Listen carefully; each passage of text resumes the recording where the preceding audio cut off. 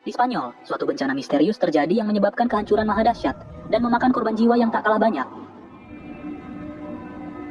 Sebelum bencana tersebut terjadi, seorang bocah bernama Didak sedang iseng memperbaiki traktor sambil mendengar siaran radio nasional. Diberitakan bahwa fenomena badai matahari sedang melanda bumi, sehingga suhu meningkat bahkan banyak satelit yang rusak. Namun mekanik bengkel datang dan menyanggah beritanya, lalu bilang ke Didak kalau sekarang adalah hari di mana alien mulai menginvasi bumi. Sementara di sisi lain, gadis cantik bernama Alba sedang membuat vlog aktivitasnya dan masuk ke goa untuk menemui ayahnya yang merupakan peneliti perubahan iklim. Setelah memvideokan pekerjaan ayahnya, dia pergi ke pasar dan bertemu dengan Didak yang sedang menemani ibunya menjaga toko. Sementara di langit, kilatan cahaya muncul dari berbagai arah dan membuat hewan ketakutan, bahkan terlihat beberapa lebah mati misterius. Sebagai guru bahasa Inggrisnya Didak di sekolah, Alba dihadiahi bingkisan dan memberikan sedikit nasihat pada Didak di depan ibunya. Sesampainya di rumah, ayahnya mengemas hasil penelitiannya dan berpamitan dengan sang putri untuk menuju Barcelona, tanpa menyadari kalau bencana yang sangat besar akan segera terjadi. Di sore hari saat Alba berkendara, dia melihat Didak sedang dibuli oleh 3 pemuda hingga dilemparkan ke dalam danau. Alba yang tahu kalau Didak tidak bisa berenang, langsung menceburkan diri dan mencari Didak yang mulai tenggelam. Tanpa diduga, langit semakin berpijar dan terjadi badai matahari yang sangat panas selagi Alba menyelamatkan muridnya itu dari dalam air. Setelah berhasil, Alba menyaksikan kobaran api disertai abu di mana-mana. Karena motornya terbakar, keduanya menuju rumah Didak dan mendapati bahwa ibunya Didak meregang nyawa akibat bencana itu. Saat keduanya menuju rumah Alba, banyak mobil yang hangus serta penumpang di dalamnya juga ikut gosong, yang membuat malam itu semakin mencekam. Setelah beberapa waktu berjalan, Alba mengajak Didak masuk ke goa untuk mengambil perlengkapan darurat milik ayahnya dan memutuskan beristirahat di dalam sana.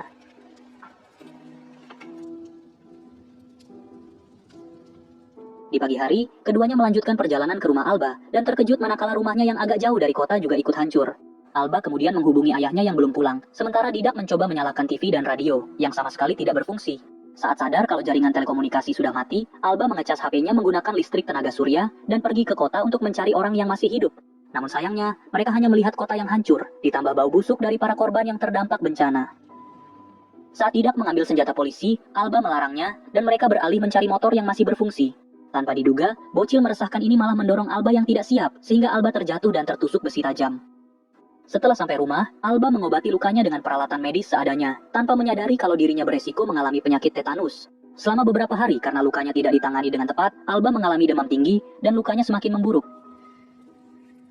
Dari buku yang Alba baca, dia berkata kalau dirinya membutuhkan suntikan antibiotik, sehingga Didak langsung keluar mencari di kota pada tengah malam, walau Alba sempat melarangnya. Beberapa jam ditinggal sendirian, akhirnya Didak berhasil mendapatkan antibiotik dan segera menyuntikannya karena Alba sudah tak sadarkan diri.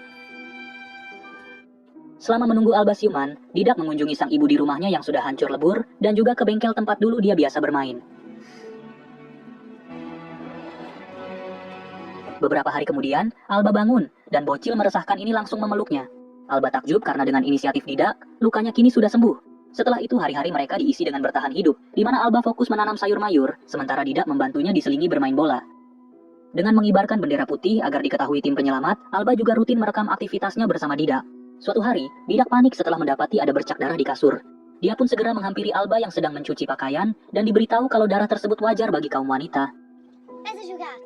Sesudah dijelaskan, si Samsul malah penasaran dengan tombol nuklirnya Alba, namun Alba melarangnya menyentuh dan berkata kalau Didak belum cukup umur. Beberapa hari selanjutnya, mereka masih bertahan hidup semaksimal mungkin, dan hubungan keduanya juga makin akrab satu sama lain.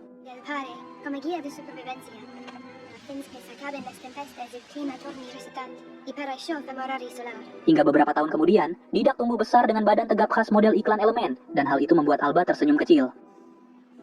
Suatu hari ketika Alba menyiram tanaman dan Didak memantau sekeliling, Didak mendapat jackpot dengan menyaksikan Alba yang sedang mendinginkan badan, dan dia memilih untuk lebih fokus.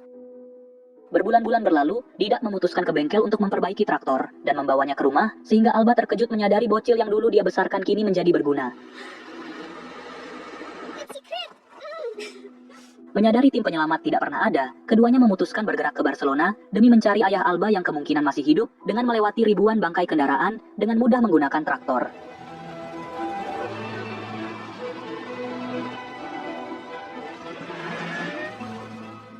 Setelah beberapa kali berhenti untuk mengambil bahan bakar dari kendaraan lain, mereka kian dekat dengan kota Barcelona yang ternyata juga luluh lantah dan akhirnya memutuskan beristirahat sebelum memasuki pusat kota. Keesokan paginya, keduanya melihat kehancuran yang sama seperti tempat tinggal mereka, dan Alba mencoba menghubungi ayahnya, namun tidak berhasil sehingga Didak juga ikut bersedih. Setelah berkeliling dan tidak menemukan siapapun, mereka singgah ke stadionnya Bang Messi dulu saat di Barcelona, yaitu Jalakarupat Stadion. Karena sepi dan ingin merasakan atmosfer stadion megah tersebut, Didak bermain bola di sana sementara Alba menyaksikan sambil merekamnya. Setelah Didak berhasil mencetak gol, dia selebrasi sambil mengangkat bajunya di depan Alba, dan Alba kembali menganga melihat tubuhnya sampai HP-nya terlepas. Mereka dengan malu-malu berciuman, dan kemudian di malam hari yang sunyi dengan ditemani cuaca buruk di stadion tersebut, mereka memutuskan untuk mengunboxing satu sama lain, sambil berharap ada orang lain yang masih selamat.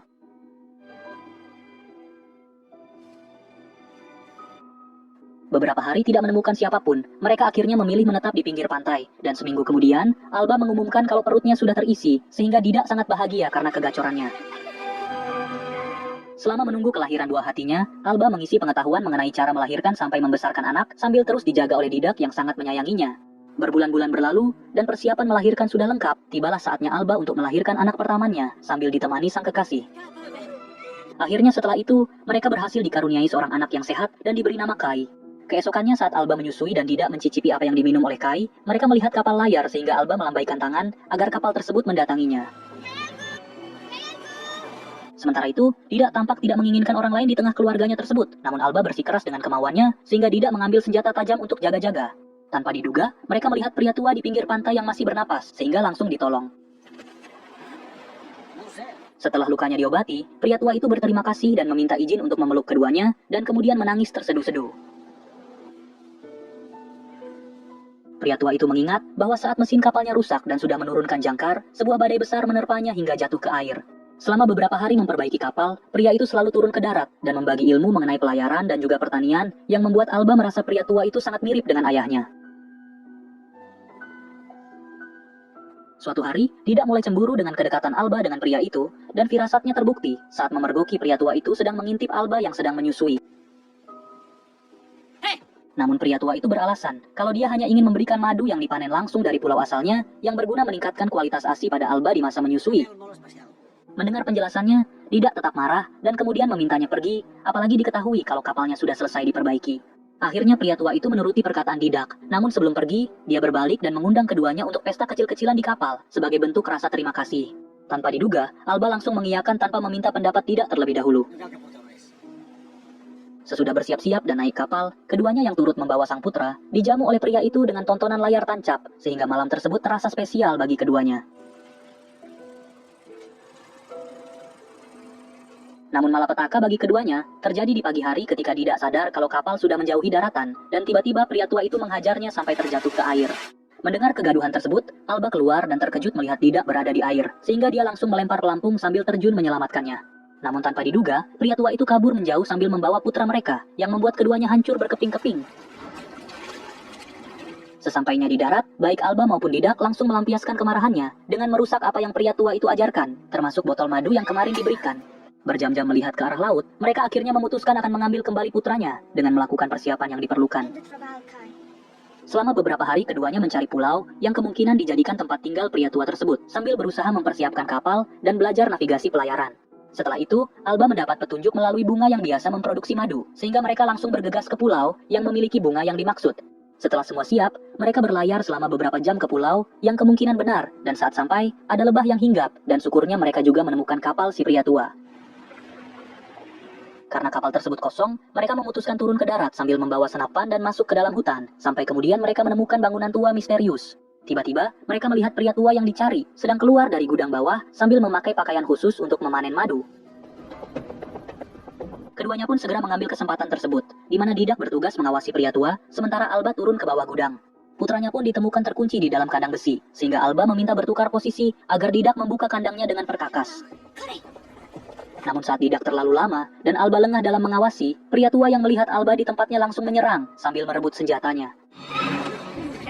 Mendengar keributan itu, Didak naik namun nasi sudah menjadi nasi goreng, sehingga keduanya terpaksa menuruti kemauan pria tua bangka tersebut. Mendengar Kai terus menangis, Alba memohon padanya agar diizinkan menyusui karena pasti putranya sangat kelaparan.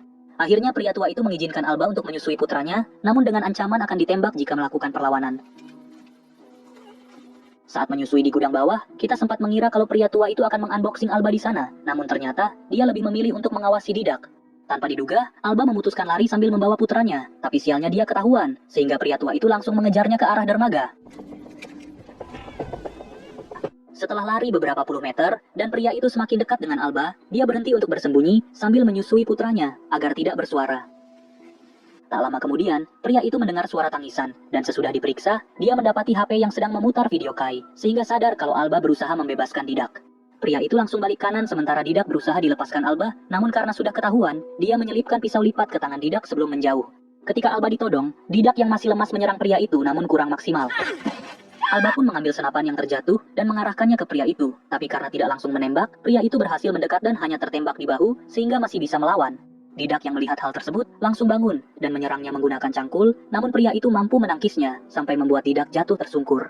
Pria tua itu dengan sigap berhasil mengambil senapan, lebih cepat sekian detik dari Didak yang mengambil celurit. Tanpa diduga demi menyelamatkan putranya, Didak memutuskan melibasnya hingga tewas dan terdengar suara tembakan, namun untungnya dia masih kuat berjalan untuk memeluk putranya. Alba yang sudah sadar dari benturan, ke atas menemui Didak yang kemudian langsung jatuh karena ternyata dadanya terkena tembakan.